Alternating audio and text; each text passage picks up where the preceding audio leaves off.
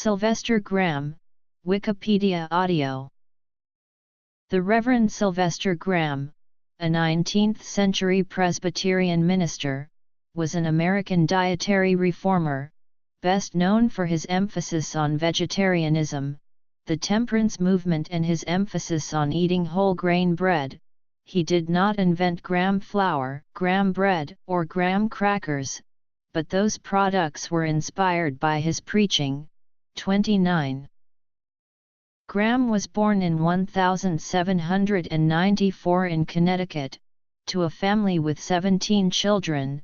His father was 70 years old when Graham was born and his mother was mentally ill. His father died when Graham was 2, and he spent his childhood moving from one relative's home to another. 15. One of his relatives ran a tavern where Graham was put to work, and his experience with drunkenness there led him to hate alcohol his whole life and forswear drinking, which made him an oddball among his peers at the time. 15. He was often sick, and missed a great deal of schooling. 15. He worked as a farm hand, cleaner, and teacher before deciding on the ministry as an antidote for his poor health. He entered Amherst Academy in his late 20s to become a minister as his father and grandfather had been, but was forced to leave when his schoolmates created a scandal by claiming he had improperly approached a woman. 17. However, while he was at Amherst, his gift for oratory was first recognized. 17. He suffered a nervous breakdown as a result of his expulsion and moved to Rhode Island to recover, where he met the woman he married, who nursed him back to health. He studied theology privately, and in 1828 began working as an itinerant preacher in New Jersey. 30. Biography. In 1830 he was offered a position at the Philadelphia Temperance Society and accepted it. 30. However, he quit the Temperance Society after 6 months to focus his preaching on health. 30. The Philadelphia Temperance Society was led not by ministers, as most other temperance societies were, but by doctors who were primarily concerned about health effects of alcohol. 30. Moving in that company, Graham likely met two of the other fathers of American vegetarianism, William Metcalfe, an English minister who established a vegetarian church in Philadelphia, and William A. Alcott, a Philadelphia doctor who wrote extensively about vegetarianism and wrote the first American vegetarian cookbook. 31. Graham taught himself about physiology and apparently arrived at his own conclusion that meat was just as much an expression and spur to gluttony as alcohol was, and that both corrupted both the body and soul of individuals and harmed families and society. 31. He was influenced in that belief by the book of Francois Joseph Victor Broussais, Treatise on Physiology, which was published in Philadelphia in 1826. The book claimed that what people ate had enormous influence on their health. 31. Graham's interest was also captured by the books written by the German chemist, Friedrich Occam, called Treatise on Adulteration of Foods, and Culinary Poisons, in which he denounced the use of chemical additives in food and especially in bread, and Treatise on the Art of Making Good and Wholesome Bread. Wheat flour at that time was often doctored to hide odors from spoilage, to extend it, and to whiten it, and bread was made from very finely ground flour and brewer's yeast.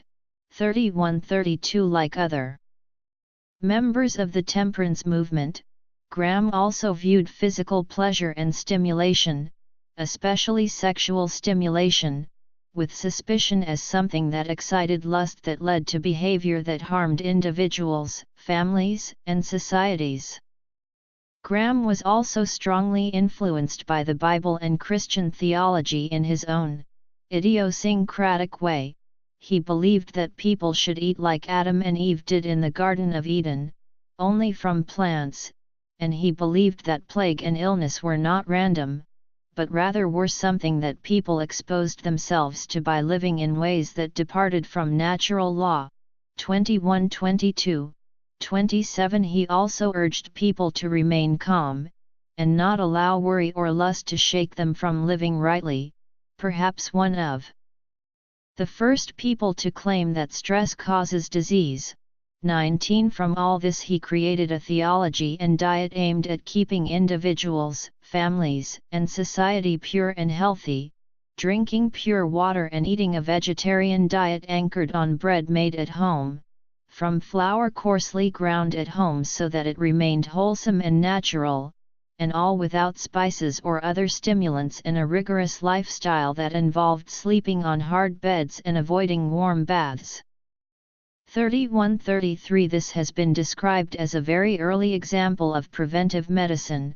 20. The emphasis on milling and baking at home was part of his larger vision of America, in which women remained at home and nursed their families into health and maintained them there, as his wife had done for him. His appointment and conversion to vegetarianism came as the 1829-51 cholera pandemic was breaking in Europe, and Americans were terrified that the epidemic would reach America. 29-30. Accepted medical knowledge at that time was that eating plenty of meat, drinking port wine, and avoid vegetables were the best way to prevent contracting cholera. 18-30. People also believed that cholera was a plague sent by God to punish people. 19.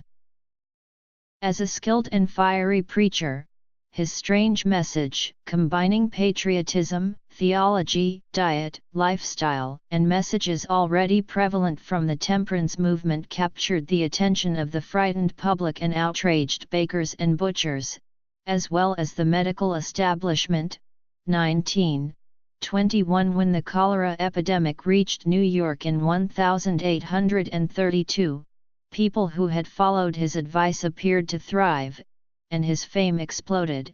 29. When he published his first book in 1837, Treatise on Bread and Bread Making, his lectures in New York and Boston that year were thronged. The Boston lecture was disrupted by a threat of riots by butchers and commercial bakers. 33.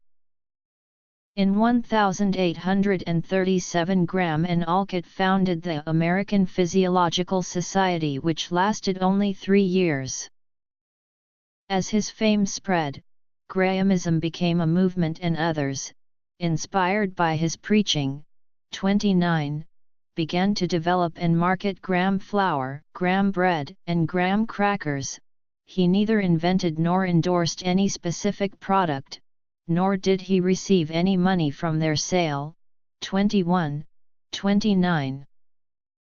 In 1850, William Metcalfe, William Alcott, Russell Trall, and Graham founded the American Vegetarian Society in New York City, modeled on a similar organization established in Great Britain in 1847.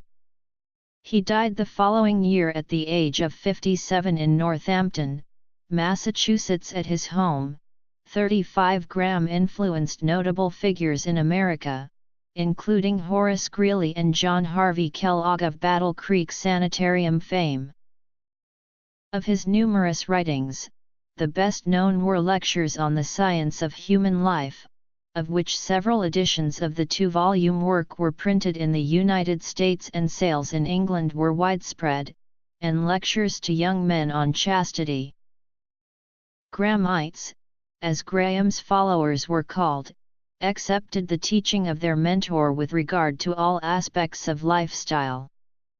As such, they practiced abstinence from alcohol, frequent bathing, daily brushing of teeth, vegetarianism, and a generally sparse lifestyle. Graham also was an advocate of sexual abstinence, especially from masturbation, which he regarded as an evil that inevitably led to insanity. He felt that all excitement was unhealthful, and spices were among the prohibited ingredients in his diet. As a result, his dietary recommendations were inevitably bland, which led to the Grahamites consuming large quantities of graham crackers, a concept inspired by Graham's teachings. White bread was strongly condemned by Graham and his followers, however, as being essentially devoid of nutrition, a claim echoed by dietitians ever since. Some Grahamites lost faith when their mentor died at the age of 57. Other than the crackers, the Grahamites' major contribution to American culture was probably their insistence on frequent bathing. However, Graham's doctrines found later followers in the persons of Dr. John Harvey Kellogg and his brother Will Keith Kellogg. Their invention of corn flakes was a logical extension of the Grahamite approach to nutrition. Grahamites. Grahamism was influential in the vegan movement. Sylvester Graham focused on meat and milk, which he believed to be the cause of sexual urges. In fact, he claimed animal byproducts produced lust. Grahamism thus rejected meat, animal byproducts, and alcohol in order to develop a purer mind and body. Quite popular in the 1860s-1880s, Grahamism rapidly lost momentum and is now remembered mostly for its graham crackers, even though graham crackers do not resemble the graham bread he ate. Around 1829, Graham invented the Graham diet, which consisted mainly of fresh fruits and vegetables, whole wheat and high-fiber foods, and excluded meat and spices altogether. Very fresh milk, cheese, and eggs were permitted in moderation, and butter was to be used very sparingly. Graham believed that adhering to the diet would prevent people from having impure thoughts and in turn would stop masturbation, 16 among other things. He was a prolific writer and speaker for his cause, which was sternly opposed to bad habits of the body and mind. During the 1830s, the diet had a moderate response from the American public. At one point it was strictly imposed on students of Oberlin College by David Campbell. During the period in which it was enforced, some rebellious students ate off campus, and at one point a professor was fired for refusing to stop bringing his own pepper for use with his meals. The diet was eventually dropped by the college in 1841 following a public outcry. As a Christian reform physiologist, Graham explored the relationship between sexuality and the mind, body, and health, rooting his beliefs in the Christian tradition. His piece on self-pollution, published in 1834, contributed to the masturbation scare in antebellum America. He believed youthful masturbation was dangerous to children's health because of the immaturity of their reproductive organs. 1572. Graham on diet. Graham's opinions on masturbation. Selected works.